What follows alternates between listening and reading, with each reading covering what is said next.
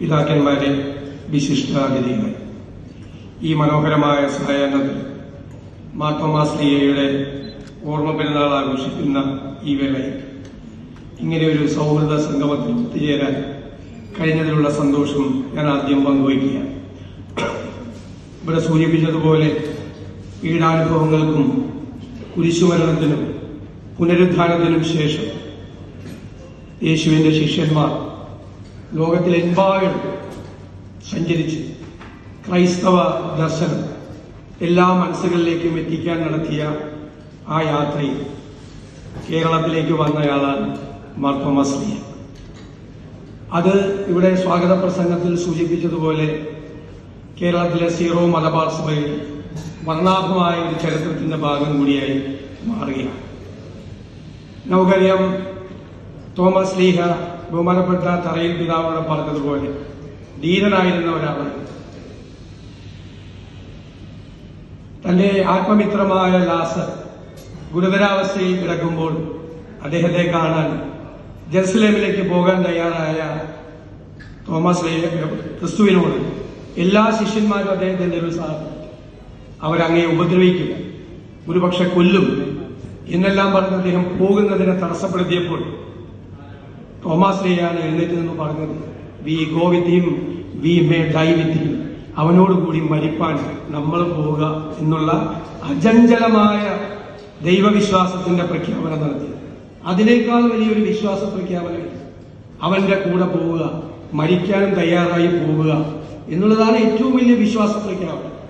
ആ വിശ്വാസ പ്രഖ്യാപനമാണ് ഇവിടെ പെരുന്തോട്ടം പിതാവ് സൂചിപ്പിച്ചതുപോലെ ക്രൈസ്തവ ദർശനം ദൈവത്തിലുള്ള അചഞ്ചലമായ വിശ്വാസവും പരസ്പരമുള്ള സ്നേഹവും അയൽക്കാരനെ സ്നേഹിക്കാനും പറഞ്ഞു. ആ ക്രൈസ്തവ ദർശനമാണ് ലോകത്തെല്ലായിടത്തും വ്യാപിക്കുന്നത്. അതൊരു ആത്മവിശ്വാസമാണ്, മുന്നോട്ടുള്ള പ്രയാണത്തിനുള്ള ഒരു പിൻബലമാണ്. അവൻ എന്റെ വലതുഭാഗത്തൊരു യോദ്ധാവിനെ പോലെ എന്റെ കൂടെയുണ്ട്, ഞാൻ മുന്നോട്ട് നടക്കുമ്പോൾ എന്റെ മുന്നിലുണ്ട്, എനിക്ക് വഴികാട്ടാൻ എന്നുള്ള ആ വിശ്വാസത്തിന്റെ പ്രഖ്യാപനമാണ് യേശുവിന്റെ ശിഷ്യന്മാരിൽ നമുക്ക് ഏറ്റവും ഓർമ്മിക്കാൻ കഴിയുന്ന, ഈ കേരള നാടിന് ഓർമ്മിക്കാൻ കഴിയുന്ന തോമസ് ശ്ലീഹയെ കുറിച്ച് ഉള്ളത്. പിന്നീടുള്ള കേരളത്തിലെ സഭയുടെ ചരിത്രം, ആരോഗ്യരംഗത്തും വിദ്യാഭ്യാസ രംഗത്തും ഉണ്ടായ കേരളത്തിന്റെ കുതിച്ചുചാട്ടത്തിന്റെ ചരിത്രം തന്നെയായിരുന്നു.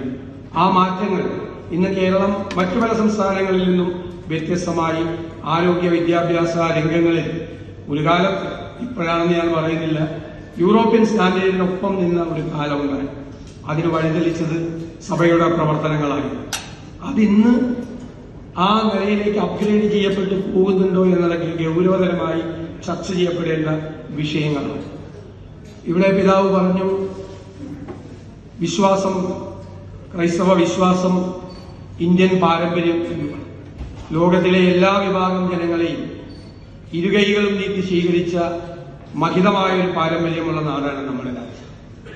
എല്ലാ ജനപദങ്ങളെയും എല്ലാ സംസ്കാരങ്ങളെയും എല്ലാ മതങ്ങളെയും ഇൻക്ലൂസീവായിരുന്നു. അതിന്റെ തുടർച്ചയായിരുന്നു നമ്മുടെ ദേശീയ പ്രസ്ഥാനം. എല്ലാവരെയും ഹൃദയത്തോട് ചേർത്ത് നിർത്തി എല്ലാ അരുവികളും ഒഴുകി അവസാനം മഹാസാഗരത്തിൽ എത്തുന്നത് പോലെ, ഒരു മഹാസാഗരം പോലെ എല്ലാത്തിനെയും ഉൾക്കൊള്ളാൻ കഴിയുന്ന ഒന്നായിരുന്നു ദേശീയ പ്രസ്ഥാനം. ആ സംസ്കാരത്തിന്റെ പാരമ്പര്യത്തിന്റെ പ്രോഡക്റ്റാണ് ഇന്ത്യയുടെ ഭരണഘടന.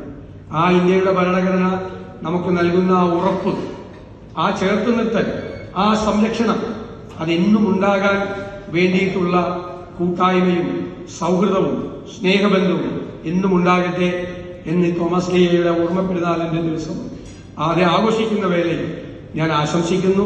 ഈ ചടങ്ങിൽ എല്ലാവിധ നന്മകളും നേരും.